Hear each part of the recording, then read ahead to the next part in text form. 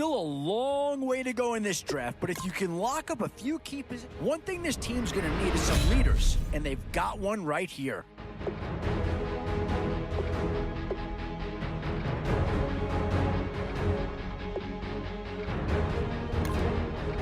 And this team does have a lot of needs, but this guy is a legitimate star, and he'll make everyone around him better. I'm not sure that this selection is going to provide a huge punch, but he's at least a guy that does have some upside.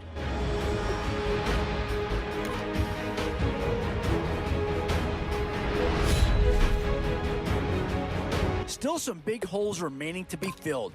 Here's where you make, and that's a pick that'll solve a lot of problems out there. He'll fit in nicely.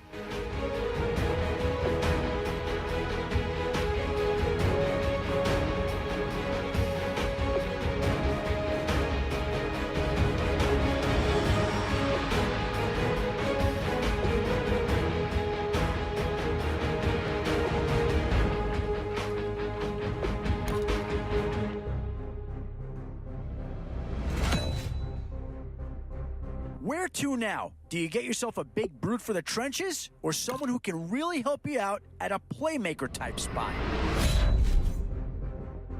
And these guys are going to get themselves a great player here, whether it's A, B, or C. Tough call here. Do you try and get tougher up front, or get yourself a player in what we call a skill position? Now it's getting to the time of the draft where you really want to get lucky and hope somebody falls into your lap.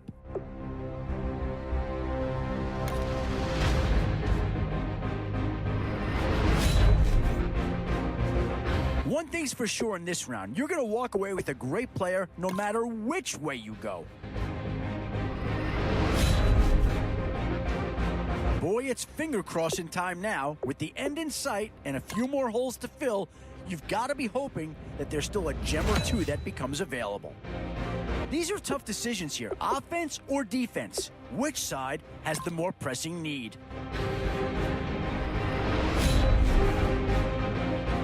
Whoever's making the final decision here might have a coordinator in each year.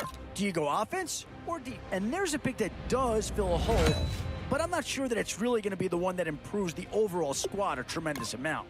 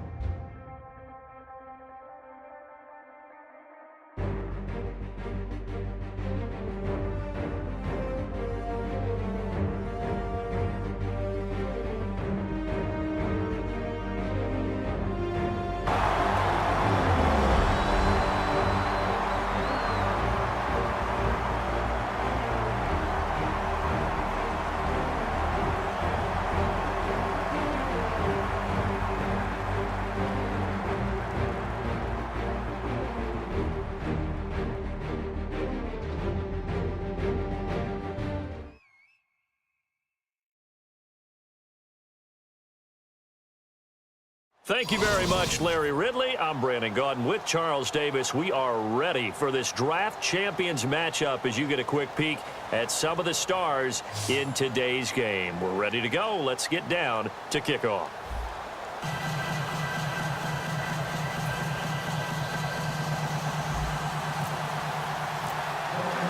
And it's the birth of a new club as we're underway in draft champions. That'll be taken in the end zone.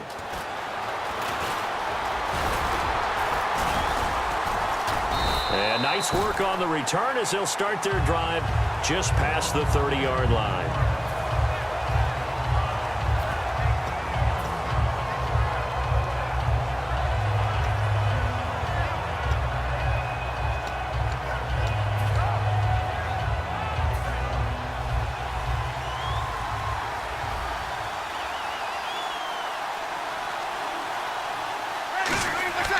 Breeze now on first down. Caught on the right side by Jones. It's a loss of 2 there, bringing up 2nd down. They completed the screen on the perimeter, but boy, that was textbook defense. Exactly as you're taught to play against a wide receiver screen, and they snuffed it out for a loss of yardage. The new acquisition, Martellus Bennett, the intended target, and it'll bring up 3rd down. As tight ends go, he might not provide the super flashy plays very often, but he's pretty reliable. Usually an excellent target and normally catches what's thrown to him, but he didn't on that play. 3 and out, a real danger here on their opening drive as they come up on a 3rd and 12. Now Breeze on 3rd down. It's caught. Jones. And he's taken down at the 43, but not before picking up the 1st. He's such a good route runner. Shows it there on 3rd down. Very proficient and a good pass. And you know what I've observed over the years in the NFL? The better a route runner you are, the more confidence your guy's going to have in you to go to you in important times because he can trust you being in the right spot, and they connected there and picked up a 1st down. Martellus Bennett, the intended receiver. And now it's 2nd down. While we're not playing 3 yards in the cloud of dust football anymore, I kind of get why those old school coaches sometimes didn't want to throw the football. Because if it's popped up in the air, it almost turns into slow motion, and both sides trying to get to the football, and you're holding your breath wondering whether it's going to go good or bad for your team. 3rd down now following the run.